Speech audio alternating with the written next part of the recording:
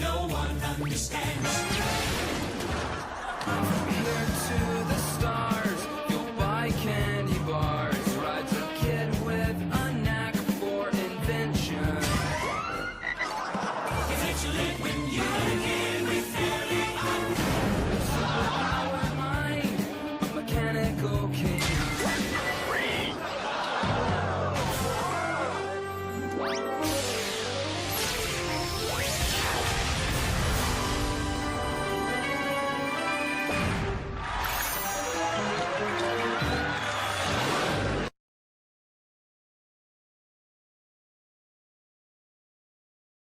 This was my most favorite crossover of all time. The Fairly Odd Parents and Jimmy Neutron, Boy Genius. As a kid growing up in the late 2000s and early 2010s, The Fairly Odd Parents was my most favorite show of all time. I would always just watch it on Netflix when it was still airing. I remember the good times. It brought a lot of good memories. And one of my most favorite episodes were the special episodes, and one of them was like the Timmy Power Hour series, and watching all three of them. I remember watching all three of them on Hulu when I still had Hulu at the time. So when Netflix dropped the Timmy Power Hour episode on Netflix last year, I thought it would be good to just make an episode talking about the behind the scenes moments of the creation of this episode, and also just simply my own personal thoughts along with Alpha J's notes on the show in general. But in general, for me, this episode produced a lot of nostalgia watching it again, because I just loved it. I just love these two shows because in so many ways Jimmy and Timmy are just so similar, and this episode brought out how these two, even though they're so different, they're still just two imaginative kids. So let's just discuss this entire episode. It starts out with Timmy Turner struggling with his science project and wishes to be sent to the best laboratory in the universe. When his fairy godparents Cosmo and Wanda fulfill his wish, Timmy is sent to the town of Retroville in the universe of child prodigy Jimmy Neutron. Jimmy is sent to Dimsdale in Timmy's universe when he accidentally activates a magical transporter created by Cosmo and Wanda. As they attempt to return to their respective worlds, Timmy and Jimmy meet various side characters of each universe, and Timmy becomes romantically involved with Jimmy's classmate and also occasional love interest, Cindy Vortex, while messing around in Jimmy's lab. Timmy accidentally turns Goddard, Timmy's robotic dog, into a giant violent monster from a video game he was playing. Timmy manages to stop Goddard and from destroying Retroville, but is contacted by Jimmy, who tells him that Mr. Crocker, Timmy's fairy-obsessed teacher, has stolen the transport, allowing him to take over Fairy World. Crocker is then defeated by Jimmy. Both Jimmy and Timmy manage to return to their own universe. Back in Dimsdale, Timmy realizes that he never finished his science project, but at the last second, Jimmy teleports Goddard to the science fair, allowing Timmy to win. This is all from Wikipedia. And what I can say from rewatching the episode is just such a nostalgic feeling to just see these two shows just come together. The next segment of this episode is notes from Butch Hartman's channel. So he got the idea from the heads of Nickelodeon to do a crossover with the Fairly Odd Parents and Jimmy Neutron. He was wondering how they were supposed to do it because The Fairly Odd Parents was a 2D animation, while Jimmy Neutron was one of the first CGI animated TV shows at the time. The challenge was making the CGI model of Timmy. He worked with animators from the show to create Timmy's rig, which is another word for saying model in the 3D computer animated world. They put Timmy's head on another character and added his buck teeth while adding his buck teeth. And making Timmy talk in 3D was also a challenge. Another challenge was taking Jimmy and making him into a 2D character because of his big head and his hair, because it was just so wavy. And they got to record with both casts of the show. And Butch Hartman just recalls it being such a great experience for everyone involved. the TV rating at the time, like in the early like 2000s, was very complicated, but it standed between like a 1 and a 5, but I think it was a 1 and a 5, but he said that the TV rating that they got was a 15 rating, which was very impressive. And another note from from like his video was he also got to storyboard the entire title sequence. And again, I keep saying this, I get goosebumps every time. He did a great job with it. I love it so much. The next segment of this episode is Alpha J's review notes. Anyway, he mentioned like like the episode having very forced plot lines. Jimmy's mom not recognizing her own son. I guess either parents of each universe not recognizing their own kids, but specifically with Jimmy's mom not recognizing her own son. He noted that it could have been played out better if she was yelling at them for whatever when they crashed. Like Jimmy's science, his experiments for like whatever, and then she asked where Jimmy went and looked off for him. He could have pulled off the mighty mom trope that they later pulled when Timmy hypnotizes her. That could have also played out well, which I agree with. He does make good points. Another forced plot line, or like kind of like a plot hole, was Chester pointing out the Buzz Adams costume that he dressed up as to like avoid going to the dentist, which was also mentioned when Jimmy met Timmy's dad. He was like listing off of characters that Timmy has dressed up as over the years, like to avoid doing something. Another like note that's just about the Fairly Odd Parents in general, they just simply like make jokes being mean-spirited but realistic, which I also agree. And another like forced plot line that he mentioned, like the pen connecting to the Game Buddy, which was also he mentioned it being a contrived plot. Like an example of like how does that work out? Because I guess technically Jimmy like figuring out like his transporting like little pen doesn't really like, and can like connecting it to the Game Buddy just like will automatically work. I don't think like realistically it just wouldn't really like work, but I guess it's like a cartoon, so like cartoon logic makes sense in like in their own universes. But I'm going off, this is a tangent, this is a tangent, but you know what I mean. Like again, I guess you have to like watch the video for it to make sense. But it's like he mentioned it being like a contrived plot, like of example. I cannot talk today. He mentioned it being like an example of like how does that work out in like certain like plots, like the pen connecting to the Game Buddy, because on surface level it just doesn't really like seem like it would actually work, and he didn't really like test it in any way until like later on, but it did work. So anyway, another like point in his notes, he was talking about Timmy and Cindy's relationship. So in the earlier, like when Timmy was kind of like exploring the universe of Jimmy's universe, he meets Cindy and Libby, and immediately Cindy and Timmy like hit it off. They have a little romance. They spend the afternoon together, and Cindy thinks that Timmy's like this like genius, when we all know that Timmy's not smart. He's not a smart guy. He's a student of chaos theory. One of the notes that Alpha J kind of like pointed out was like Cindy was trying to put words above logic. When Cindy asked Timmy when they're on their date, what makes him tick? And Timmy just gave like the most ridiculous answer, like, stuff makes me tick. And Cindy just ate that up, and she was like, wow, you're such a genius. When, Timmy's not that smart, which is okay.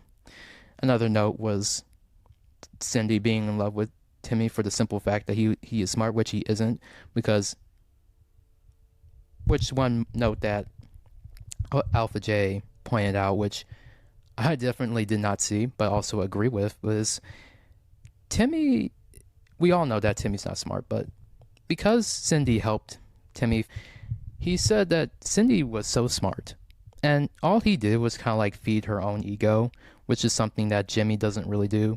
Jimmy and Cindy have a very like iconic back and forth with intelligence, always trying to one up the other and like who is smarter than the other. Another note that Alpha J noted was Jimmy's attitude towards Cosmo and Wanda, not believing that they're real.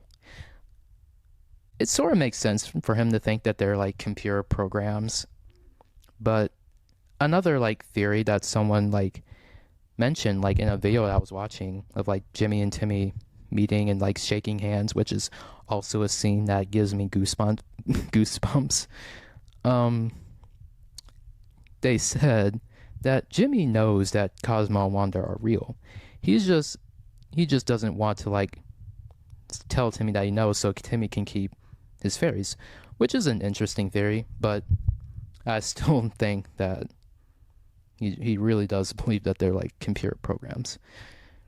This note is very contradicting because Goddard is technically not a real dog. He's just an invention that Jimmy created, but Cosmo and Wanda are as real to Timmy as Goddard is to Jimmy.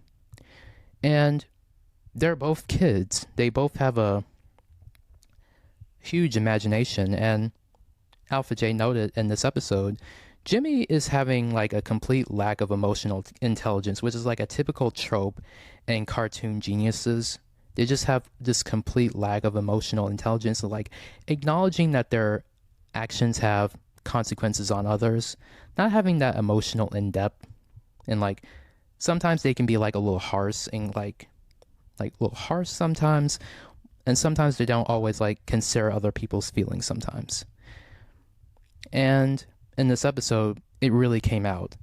And this is also like very confusing that Jimmy's not really acknowledging Timmy's feelings towards Cosmo and Wanda, saying that they're not real and they're just computer programs, not bothering to like help Timmy, even though like Timmy did almost broke guard. So like some sore feelings are still like kind of in place, which is like completely understandable. But it's confusing because Jimmy is also a child and has just as an active imagination as Timmy. And if he didn't have that imagination, his inventions wouldn't even exist. Just like how if Timmy didn't have an active imagination, he wouldn't have gotten fairy godparents, and for obvious reasons. His parents are busy, his babysitter is evil, and his life kind of like sucks sometimes. Like Cosmo and Wanda are just as real to Timmy as Goddard is to Jimmy, because Goddard is Jimmy's dog. He's his best friend, man's best friend. He's also Jimmy's true confidant when Jimmy feels lonely and like when he feels like the world is against him. He always will have Goddard because Goddard is made from him, and he's like his own child in a way. So he's both his dog and his own child, and he would like do anything to like protect him. They're trying to like acknowledge that both of the things that they care about, they're both as valid as the other. So that's what made Jimmy, realize that if he doesn't save Cosmo and Wanda, they'll be gone forever. Last but not least, my own notes on this is Jimmy and Timmy, two of a kind. They're two of a kind for like a lot of reasons, because the premises of the show are very similar. Timmy is an average kid who no one understands, who is given the power of fairy godparents to grant his every wish and to make his very mundane life very either better, but sometimes he kind of like messes everything up, but it always like comes together in the end. While Jimmy is also this like genius who no one understands, and he uses his inventions to make his mundane life easier. Both characters have very active imaginations. They have one similar personality trait. One personality trait to Jimmy, according to Great Characters Wikipedia, is Jimmy is a very nice guy, although sometimes he can be a bit arrogant and a know-it-all. Jimmy is often shown to be quite irritable and impatient around most people, mostly his friends, and sometimes treats them like underlings. I agree with that because Carl and Sheen are kind of they're nice. They're also good friends in a way, and they also accept Jimmy for who he is.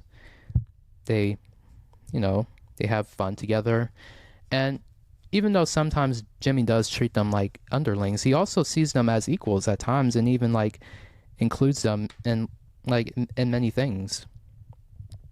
Timmy, on the other hand, according to the FOP Wikipedia pages, throughout the series, Timmy is defined as a proud, selfish, and arrogant child.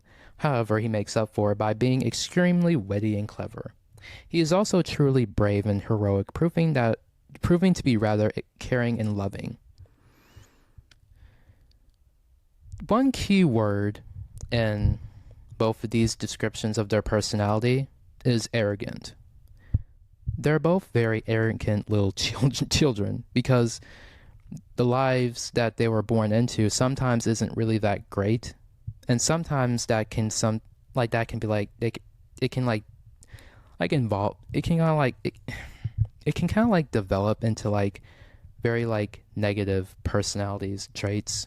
Sometimes it's kind of like out of like a reaction to like the world, and sometimes it's kind of like unavoidable, but sometimes it can be made up with like better traits by being kind and being brave in oneself, and also like just simply seeing the brighter side of things. Timmy and Jimmy are not perfect people, and both of these characters are just so different, and yet they're so similar at the same time, and they can learn so much from the other. In the final scene, when they finally like meet again, and they're kind of just that scene where they're like shaking hands and they're like introducing themselves, thanking the other from like saving their loved ones, and it gives me goosebumps because it makes sense. I keep saying that it makes sense. It makes sense because Jimmy and Timmy, in many ways, like Mickey Mouse and Oswald the Lucky Rabbit, they're both mirrors for the other. They're each a mirror for the other person, and it's shown throughout this episode. Both characters have hard lives. Both of them have active imaginations. They both are imperfect and messy. But they're also good of heart, brave and heroic. And they both will do anything for the people that they care about in their lives. For Jimmy, it's his family, his friends, and Goddard. For Timmy, it's also his friends and his parents, and especially Cosmo and Wanda. And this episode, the way it ends with them exchanging when Timmy says, "Thanks, boy genius," and Jimmy says, "Don't mention it, average kid who no one understands," it gives audiences hope that Jimmy and Timmy will become good friends. Thank you for listening to the podcast. Let's discuss. You can find the podcast on Spotify, anywhere you stream podcasts, like Apple Podcasts and YouTube. You can find it on social media, on Instagram and TikTok. Just search Let's Discuss Podcast _ all lowercase. And you can follow me on Instagram at nick.marshall02, all lowercase, if you want more updates of the show too, or just simply if you want to just put a face to the voice and just see your gracious host on Instagram. Anyway, I hope you guys have a beautiful rest of your day, week, month, year, and it's been a nice talk. So, we'll talk later, I promise. Alright, talk to you later. Bye.